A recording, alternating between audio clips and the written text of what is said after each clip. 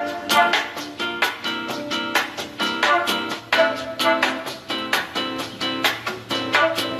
elementos del Estado han sido un tema de discrepancia entre traístas clásicos y contemporáneos, puesto que algunos piensan que si bien deben ser los elementos constitutivos, otros dicen que deben ser sociales o particulares, elementos previos, y otros piensan que los elementos del Estado deben ser determinantes.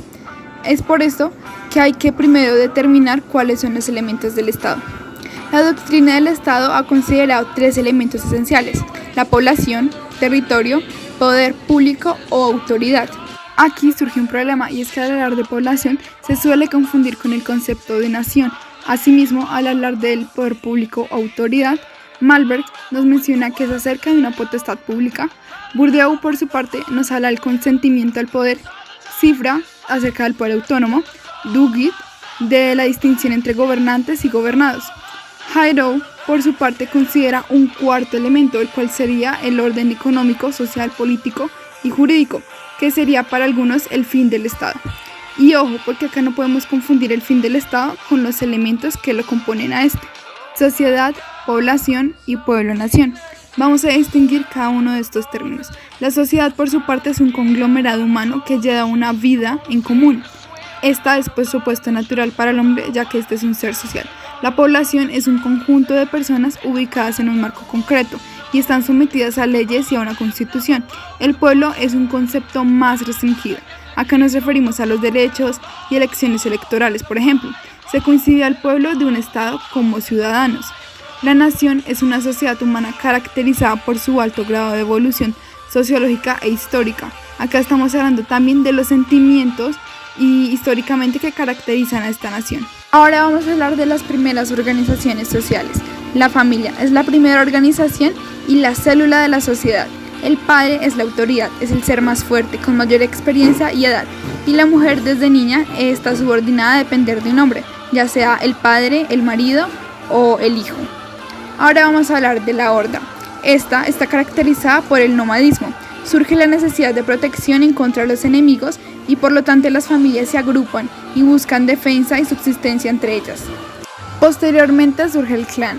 El clan es un grupo de personas que dejan de ser nómadas, es decir, que nace el sedentarismo, es el comienzo de la agricultura primitiva. Hay una personificación del jefe en un ser animado, inanimado o vegetal. La tribu es una organización social que le sigue a esta y es más definida y permanente. Se establecen divisiones de tierras o de trabajos. Nace la estructuración política, las organizaciones militares en medio de las guerras, y posteriormente se le da un nuevo concepto a la tribu de nación.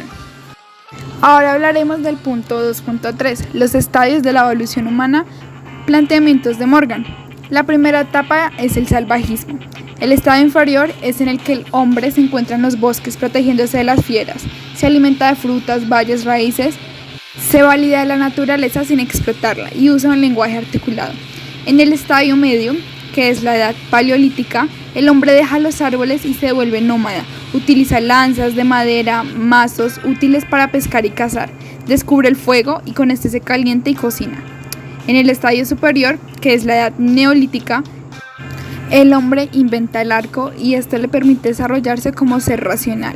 Se vuelve sedentario, construye viviendas, elabora rudimientos, es decir, elementos básicos como tejidos, vasijas, útiles para su subsistencia. Asimismo, utiliza pieles como vestimenta. En la barbarie, en el estadio inferior, el hombre recubre vasijas con arcilla, de manera que éstas resistan al fuego. Llega la alfarería, la artesanía y la domesticación de animales. Se descubre la agricultura. En el estadio medio hay una sistematización del sistema pastoril y agricultura. Los clanes, tribus invaden territorios poblados. En el estadio superior, que es la edad de hierro, el hombre funde minerales y elabora elementos para la labranza, es decir, tratar la tierra en los labores agrícolas. Se da la cacería y tiene armas más resistentes para cualquier tipo de conflictos que señalen a la guerra. Y por último, tenemos la invención de la escritura. Por último, tenemos la etapa de la civilización. En esta está la invención del arado tirado por animales, es decir, que aumenta la producción agrícola, la tala de árboles y se transforman las tierras para el cultivo. La población se concentra en centros urbanos. Esto permite el desarrollo de artes ciencia, política y se propagan conocimientos como los molinos, el brazo, las ruecas, carretas, etc. Ahora vamos a hablar de dónde surge la idea de nación. Duguid menciona que la formación de las naciones posee infinita complejidad y que surge en la era antigua del régimen feudal. Claramente no nace el término de la noche a la mañana, sino que posee varias complejidades y se va forjando en sintonía con el orden histórico, sociológico, económico, cultural, político y demás campos. Esta idea de nación se relaciona estrechamente con ideales y sentimientos de una población. El concepto anímico de la nación es mencionado por varios autores, pero podemos concluir que los componentes que conforman a la nación son múltiples y diversos, ya sea raza, lengua, religión, con la contradicción de que en la actualidad vemos, y a medida que se va desarrollando el tiempo, veamos que en un territorio pueden existir diversas razas, lenguajes y creencias, por ejemplo en Colombia, siendo entonces predominante la historia para caracterizar el concepto de nación. Ahora hablaremos del patriotismo y el nacionalismo. El patriotismo, por su parte, es el amor y orgullo a los valores históricos, culturales y morales que comparten en una sociedad. También una característica del patriotismo es que comparten intenciones y sentimientos en pro de un futuro próspero y con paz. El nacionalismo, por su parte, es una distorsión del patriotismo, menciona el autor, en pro de fines políticos, económicos y bélicos. Un ejemplo de esto sería Hitler en Alemania y Mussolini en medio del periodo entre guerras. La patria y los símbolos patrios son la representación de valores y sentimientos que se han forjado a lo largo de la historia. Entre ellos se reflejan triunfos y fracasos. Ahora hablaremos de quiénes conforman el Estado. Las personas que conforman el Estado son sus habitantes permanentes o los transeúntes, es decir, aquellas personas que están de paso. Ambos son sometidos al orden jurídico establecido por el Estado. Dentro de las diferencias entre ambos encontramos la noción de nacionalidad, que es el vínculo jurídico y político que relaciona a una persona con un Estado, según Lizarath. ¿Cómo se determina la nacionalidad? Para esto tenemos tres factores. En el primer factor tenemos el ius sanguinis, en el cual se le nacionaliza a una persona que nace en el extranjero cuando sus padres son naturalmente de un país, con el fin de no perder la raíz de origen. El segundo es ius soli. La nacionalidad se determina por el lugar de nacimiento, sin tener en cuenta la nacionalidad de los padres. Y por último, el ius domicilii. Nacionalidad se adquiere por medio del domicilio o la residencia. ¿Quiénes son nacionales?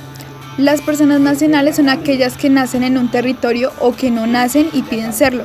La ciudadanía se adquiere al ser mayor de edad para ejercer derechos políticos y disfrutarlos a mayor escala.